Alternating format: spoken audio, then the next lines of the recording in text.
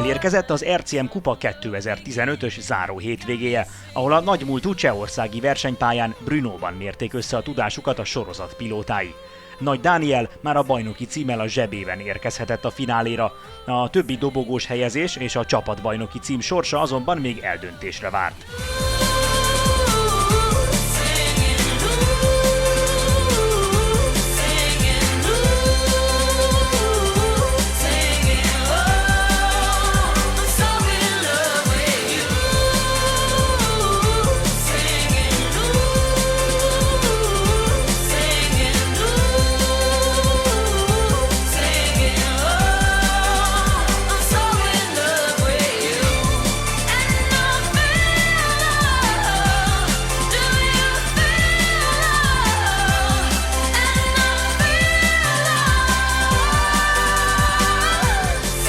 Időmérő edzésen Nagy Dániel ugrott az élre. Mögötte szorosan a B3 Racing Team két versenyzője, Boldis Bence és Bádi Gergő kvalifikálta magát. A Gilles Motorsport pilótái már a csütörtöki napon jelezték, a tőlük megszokott, fegyelmezett csapatmunkára számíthatnak az ellenfeleik, míg Kismarty Lechner Gábor a barcelonai 24 órás versenyen szerzett vállsérülése miatt nem állt rajthoz pénteken. Ennek a Katlanban az egyik jobbosnál összeakadtunk az Anettal, aztán kiforgatott, és maga előtt szólt a sóderájba. Én ki tudtam jönni a sóderájból, ő nem. Éreztük, hogy nem igazi a beállítású senkinek a csapatban. Aztán sokat változtatunk, jól is sikerült. Kétszer is fel tudtam jönni az 5. helyre, igazából most már tudtuk tartani, legalábbis én tudtam tartani a tempót az elejével. Elrontottam a rajtot, bealudtam, pont néztem a ledet, de addigra már a mezőn elrajtolt. Igazából ez volt a célom, 8. helyet megtartani, és így a második futamon a pole pozícióból tudok rajtolni. Benne voltam abban a csapatban, ami döntött arról, hogy a Rolandot válasszuk. Folyamatosan azt láttam rajta, és azt éreztem belülről, hogy már készíti előle 2 kanyarral azt, hogy hogyan szeretne majd megelőzni. Néha sikerült neki, aztán visszaelőztem, azért nyilván a rutinom még nagyobb ebben a dologban, de én büszke vagyok arra, hogy őt választottuk, nagyon ügyes volt. Az időmérőn kiharcolt elsőségét Nagy Dániel a pénteki első versenyen egy 25 pontot érő győzelemre váltotta, ezzel is megmutatva, hogy egy ismeretlen pálya sem akadály számára. Mögötte szép összjáték után Hatvani Bálint, illetve a fiatal holland tehetség Mika Morin hozta be az autóját. Utóbbi ezzel a legjobb újoncnak járó serleget is megkaparintotta. A hölgyek legjobbja ezúttal is György Anett lett. Mindenkinek új a pálya, ezért szinte nagyon nagy értéke van ennek a győzelemnek. A srácok nagyon gyorsak voltak. Most például ezen a versenyen a Bálint volt, hogy gyorsabb tudott lenni, mint én. Nagyon érdekes játékot játszottunk a Danival, egy centiméterekét küzdöttünk, és olyan volt, mint a Forma 1-ben a DRS zóna, hogyha 1 másodpercen belül vagy, akkor nyithatod a hátsó szárnyat. Itt pedig 1 másodpercen belül elkezdett húzni a szélárnyék, csak folyamatosan 1 másodpercen kívül voltam egy kicsit. Otthon nagyon sokat gyakoroltam szimulátoron, hogy már jó előre ismerjem a pályát, így a szabad edzéseken egyre jobb és jobb köröket tudtam futni. A csapatbajnokságért továbbra is küzdünk, nyernünk kell a következő futamot csapat összesítettben, hogy meg tudjuk nyerni ezt a bajnoki címet, én személy szerint nagyon szeretném. A brnói hétvégét megelőzően zajlott le az RCM Kupa tehetségkutatója, a Road to RCM, ahol fiatal szimulátoros tehetségek csaptak össze a nagy lehetőségért. A győztes ugyanis beülhetett az RCM Motorsport egyik autójába a 2 zárófutamon. Pintér Roland vagyok, 25 éves, és azért vagyok itt, mert sikerült megnyernem a Road to RCM-et. Molnár Dániel vagyok, 25 éves, a Virtual Sim Racing egyik vezetője, és én találtam ki a Road to RCM-et. A koncepció az volt a legelején, hogy valakit bejutassunk az RCM Cup-ba a legutolsó fordulóra, illetve akkor még a Hungaroringre, aztán amikor beszéltünk a Csuti Lacival, akkor végül is Brnóba egyeztünk meg. Azért jelentkeztem a tehetségkutatóra, mert azt éreztem, hogy sikerülhet bejutni, akár a döntőbe, vagy akár ide is eljuthatok. 150 induló volt, tudomásom szerint. Volt 3 szimulátoros forduló, egy fizikai állóképesség felmérés, és volt a döntő, ami ugye már a valós versenyautóval történt. Én Rolandot annyira nem ismerem, nem egy pályán focizunk, de abszolút meggyőző. Nagyon odaadó és nagyon figyel folyamatosan, és minden próbál megtanulni. Ha hibázok, akkor nem tudok nyomni escape-et, hanem ki kell hozni a kavicságyból, szóval sokkal nagyobb a stressz. Ezáltal sokkal jobban kell figyelni. Mindig ez volt az álmom, vágyam, hogy egy egy ilyen közösségnek, egy ilyen profi csapatnak a részese legyek. Azt szeretném üzenni azoknak, akik ezt az utat szeretnék bejárni, hogy ne adják fel, szánják rá az időt, energiát, higgyék el azt, hogy ez igenis lehetséges. Szerencsére egyre több ilyen tehetségkutató van Magyarországon, és tényleg az, hogy ne adják fel.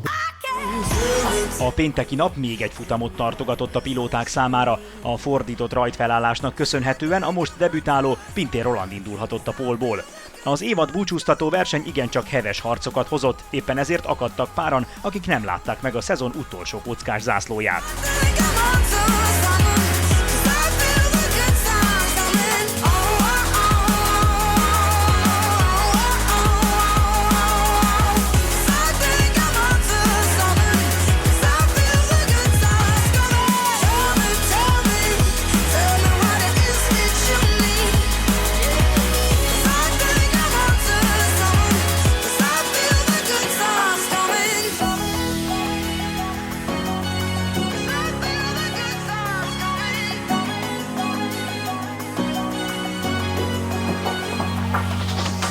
Rajtom az egészen jól sikerült, utána pedig ugye az ezőny elejében nagyon sokan összeakadtak, és el tudtam szerencsére menni mellettük, aztán megint a Benyó-Mátéval csatáztam.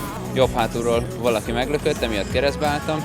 Mire összeszedtem, nagyon lelassultam, és így ahogy lassan gurultam a pálya szélén, valaki belém jött hátulról.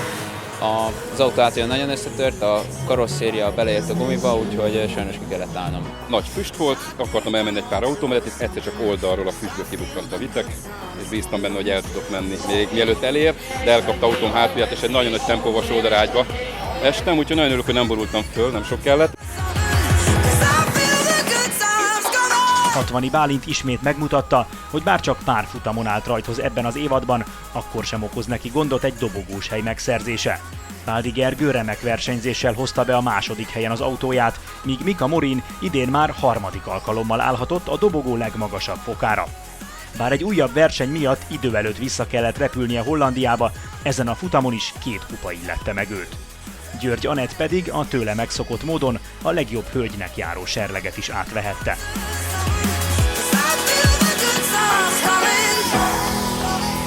Az első futam után fék problémák jelentkeztek, és erre számítottunk is.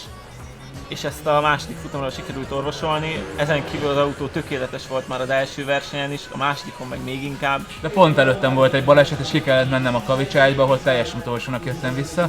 És akkor 14-ről jöttem harmadiknak, nagyon élveztem, meg tényleg nagyon jó verseny volt.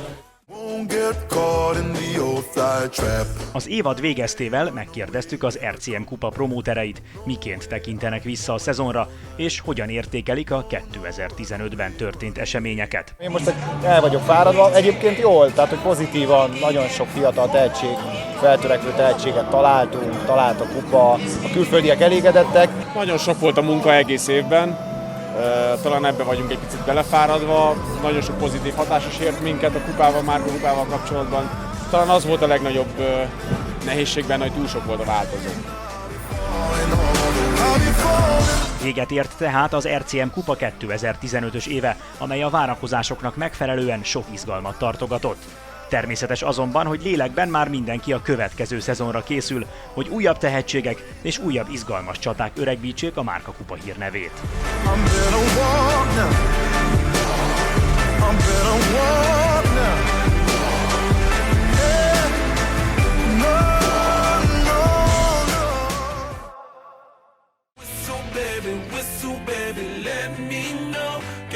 Oké, na ki a tapsoló bajnok? Oké.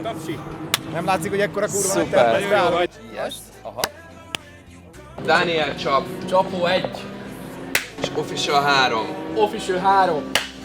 Balázs, én csinálom meg, te is jó. Nem. Na, forogjatok, mert... Na, de jó, levettem, csak siessünk. Ezek a Csuti mindig szépen nyilatkozik. Mindenkinek képben vagyok?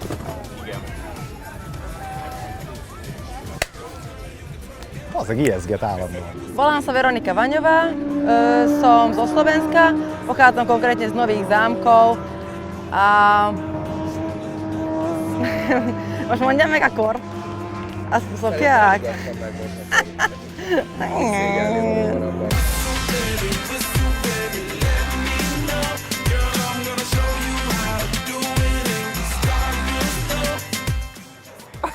Zsuzsanna, itt a főnökünk. Nem, az én vagyok, ne haragudjál. Ő az én főnököm. Oké. Vitek. Balázs, szemtelik a megrendelő. Padhelyzet. Ez egy pontosan jól volt, ez egy padhelyzet.